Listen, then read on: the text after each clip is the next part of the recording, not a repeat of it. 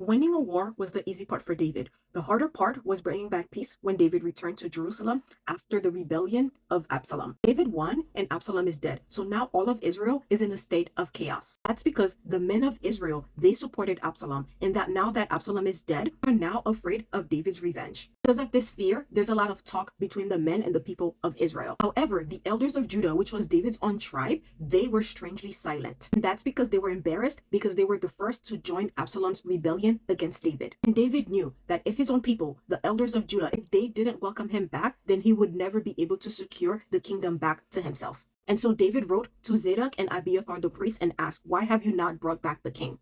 And David did the unthinkable. He offered Joab's job to Amasa, who was Absalom's general. And David did that for two reasons. Number one, David knew that Joab was the one who killed Absalom, even though he gave clear instructions to not hurt Absalom. And Joab did not care about David's instructions. He just did whatever he thought was needed for David to win and for David to get the kingdom back. Also, Joab has the habit of not listening to David, of not caring about what David wants, because David earlier made him an accomplice to his sin by making him kill Bathsheba's husband, Uriah the Hittite. And so now Joab does not respect David because Joab has something over David.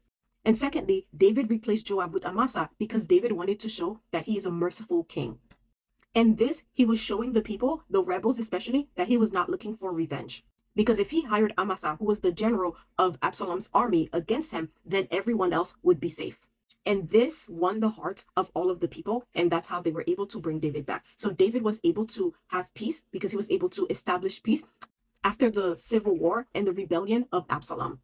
And so everyone who was against David, they were scared that David would want revenge. However, David did the opposite of what the people thought he would do. Instead of revenge, David brought restoration.